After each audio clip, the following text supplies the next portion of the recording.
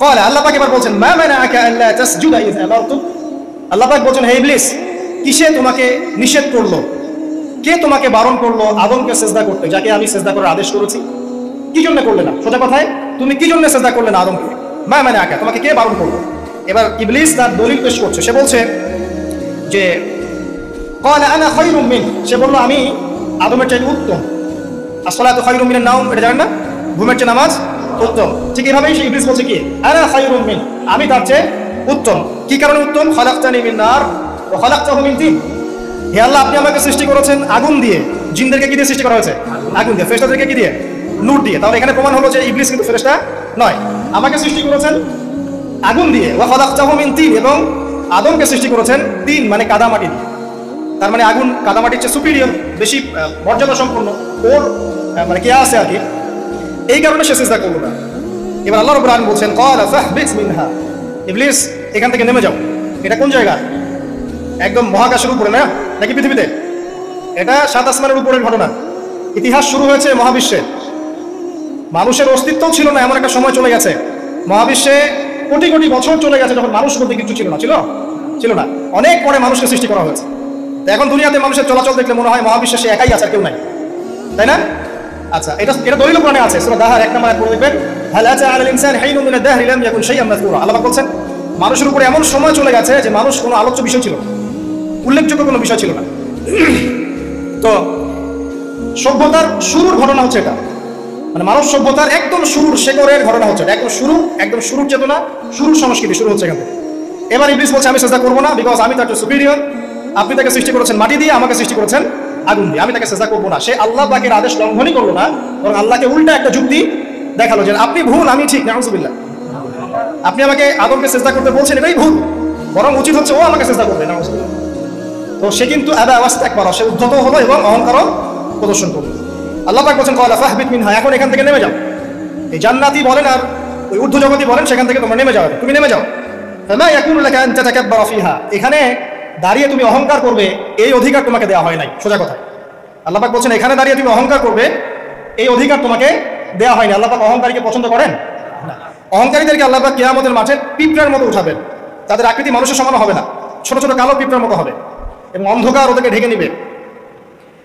তো আমাদের মনে যাদের অহংকার আছে, আল্লাহর রাস্তায় অহংকার ছেড়ে দেই। অহংকার ইলমেরও থাকতে পারে, একজন অনেক বড় ইলমি ডিগ্রি সার্টিফিকেট আছে, অমুক ফারেক তমুক ফারেক, অমুক মুহাদ্দিস অমুক মুফাসসির, ডাবল ডিগ্রি, এটার অহংকার থাকতে পারে, ঠিক আছে। আবার অনেকের টাকা পয়সার অহংকার থাকে, অনেকের ক্ষমতার অহংকার থাকে, আবার এখনকার মেয়েদের সৌন্দর্যের অহংকার থাকে না? এক এক মানুষের এক একটা অহংকার। অহংকারের ডেফিনেশনটা কি? একজন সাহাবী নবী সাল্লাল্লাহু আলাইহি ওয়াসাল্লামকে বলছেন ইয়া রাসূলুল্লাহ, আমি পছন্দ করি আমার গায়ের পোশাকটা সুন্দর হোক, আমার জুতা সুন্দর হোক, ঠিক আছে, আমার সুগন্ধি ভালো হোক, দামি হোক। এটা কি অহংকারের পরিচয়? নবী সাল্লাল্লাহু আলাইহি ওয়াসাল্লাম বলছেন না, এটা অহংকারের পরিচয় নয়। বরং অহংকারের পরিচয় হচ্ছে অন্য মানুষকে তুচ্ছ তাচ্ছিল্য করা, এক, আর দুই হচ্ছে সত্যকে প্রত্যাখ্যান করা। মনে থাকবে অহংকারের সংজ্ঞা কি? এক, অন্য মানুষকে তুচ্ছ তাচ্ছিল্য করা, আর দুই, সত্যকে প্রত্যাখ্যান করা। এখন সত্য কি? আইনস্টাইনের থিওরি সত্য, নাকি পিথাগোরাসের উপপাদ্যই সত্য, নাকি আমাদের পশ্চিমারা যে সেকুলারিজম, কমিউনিজম, ডেমোক্রেসি ইত্যাদি ইত্যাদি, ন্যাশনালিজম এগুলো দিয়ে দিয়েছে মতবাদ, এগুলি চূড়ান্ত সত্য?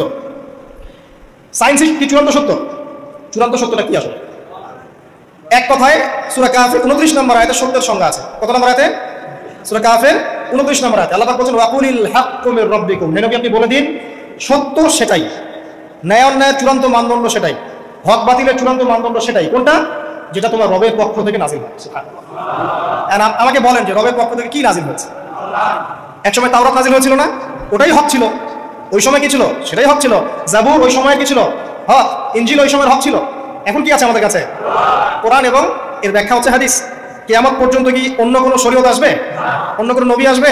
কেউ যদি বলে যে অমুকে নবী হবে, সে কি মুসলিম না কাফের? তাহলে কোনো সন্দেহ আছে?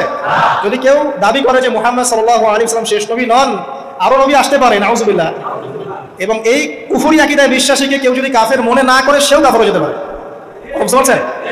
আসেন, তো অহংকারের সংজ্ঞাটা আমরা জেনে নিলাম যে সত্যকে প্রত্যাখ্যান করা, আল্লাহর ওহীকে প্রত্যাখ্যান করা, মানে কোরআন এবং সুন্নাহ থেকে সরে আসা, এটাকে মিথ্যা মনে করা, বা অন্য কোনো মতবাদকে কোরআন সুন্নাহর সমকক্ষ মনে করলেও কুফরি হয়ে যাবে।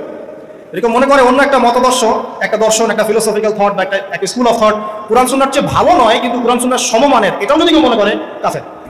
কথা কি বুঝতে পারছেন? এটা হচ্ছে অ্যাবসলিউট ট্রুথ, মানে এটা সত্যের একদম সর্বোচ্চ স্টেজ, এর উপরে আর কিছু নাই। ভুলে গেছিলাম ভাই। আচ্ছা, এবার আসেন, আমরা অহংকারের সংজ্ঞা জানলাম, সত্যের সংজ্ঞাও জানলাম। এখানে ইবলিস কি করছে? সে অহংকার প্রদর্শন করছে। সে আল্লাহকে বলছে আপনি ভুল, আমি ঠিক। আদমকে সে তুচ্ছ তাচ্ছিল্য করলো এবং সত্যকে প্রত্যাখ্যান করলো, দুটোই কিন্তু ইবলিস করলো এখানে। আসেন, আল্লাহ পাক বলছেন ফাখরুজ, এখান থেকে বের হয়ে যাও হতভাগ। ফাখরুজ মানে উখরুজ মানে বের হও, অতএব ফাখরুজ, এখান থেকে বের হয়ে যাও। ইন্নাকা মিনাস সাগিরিন, তোমার অহংকার করার কোনো সুযোগ নাই এখানে, তুমি তো ছোট পুত্র। ইন্নাকা মিনাস সাগিরিন, সাগির মানে কি? তুমি এখান থেকে তুমি বের হয়ে যাও এখান থেকে, তুমি একজন ক্ষুদ্র সত্তা, তোমার এখানে অহংকার করার কিছু নাই। কলা, এবার ইবলিস বলছে, এই জায়গাগুলো খুব ভালো করে শোনেন, আমাদের লেকচারের আসল জায়গায় কিন্তু যাবেই। যদি আরেকটা পর্যন্ত লেকচারটি কোনো সমস্যা আছে? আচ্ছা, তাহলে বসে থাকে, খাওয়া দাওয়া করে আসেন তো। আচ্ছা, কলা, এবার ইবলিস বলছে আনজিরনি, শোনেন, ইবলিস বলছে আনজিরনি, হে আল্লাহ আমাকে অবকাশ দিন। কি বলছে? আমাকে অবকাশ দিন। ইলা ইয়াউমি ইউবআসুন, যেই দিন আপনি কিয়ামত ঘটাবেন, যেদিন সবাইকে পুনরুত্থিত করবেন, ওই দিন পর্যন্ত আমাকে অবকাশ দিন। সূরা বাকারায় আছে, অন্য সূরা আছে, রব্বি আনজিরনি ইলা ইয়াউমি ইউবআসুন। ইবলিস বলছে হে আমার রব। কি বলছে ইবলিস? হে আমার রব। ইবলিস কি তাহলে আস্তিক না নাস্তিক? তারা বলেন, ইবলিস কি আস্তিক না নাস্তিক? আস্তিক। ইবলিস বলছে যে ইয়া রব্বি, রব্বি হে আমার রব, হে আমার প্রতিপালক। আল্লাহকে ইবলিস বলছে হে আমার প্রতিপালক, আনজিরনি আমাকে অবকাশ দিন, ইলা ইয়াউমি ইউবআসুন, কিয়ামত দিবস পর্যন্ত, বা যেদিন আপনি পুরো মানব জাতিকে উঠাবেন কবর থেকে, আবার ওই দিন পর্যন্ত আমাকে অবকাশ দিন। তার মানে কিয়ামত যে হবে এটা নতুন করে লেখা হয় নাই, সভ্যতা হিস্ট্রির শুরু থেকেই কিয়ামত ছিল। কথা বুঝতে পারছেন? ফেরেশতারাও জানতেন যে একদিন মহাবিশ্ব ধ্বংস হয়ে যাবে। যখন পৃথিবীতে মানুষকে পাঠানো হয়নি তার আগেই ফেরেশতারা জানতেন, আল্লাহ পাকের ইলমে ছিল এবং তিনি এটা ফয়সালা করে দিয়েছিলেন যে একদিন এই পুরো মহাবিশ্বই ধ্বংস হয়ে যাবে। ইবলিস আগে থেকে জানতো যে কিয়ামত হবে, এই জন্য সে বলছে আমাকে কিয়ামত পর্যন্ত অবকাশ দিন। আল্লাহ পাক এবার কি বলছেন দেখেন, ইবলিস আল্লাহর কাছে চাইলো, আল্লাহ পাক তাও তাকে ফেরত দিলেন না। আর আমরা আল্লাহর কাছে চাইতে এখন হতাশা হয়ে যায় না, দোয়া করতে থাকি আর বলি যে আমার দোয়া তো কবুল হচ্ছে না। আর ইবলিস একটা জিনিস চাইলো, আল্লাহ পাক বললেন ক্বালা ইন্নাকা মিনাল মুনজারিন, যাও তুমি অবকাশপ্রাপ্তদের একজন, তোমাকে অবকাশ দেওয়া হলো। এক কথায় তোমার দোয়া কবুল করা হয়েছে, তোমার অবকাশ তোমাকে দেওয়া হলো, কারণ আল্লাহ পাক এটা পরীক্ষা করবেন ইবলিসকে দিয়ে মানব জাতিকে। ক্বালা, এবার ইবলিস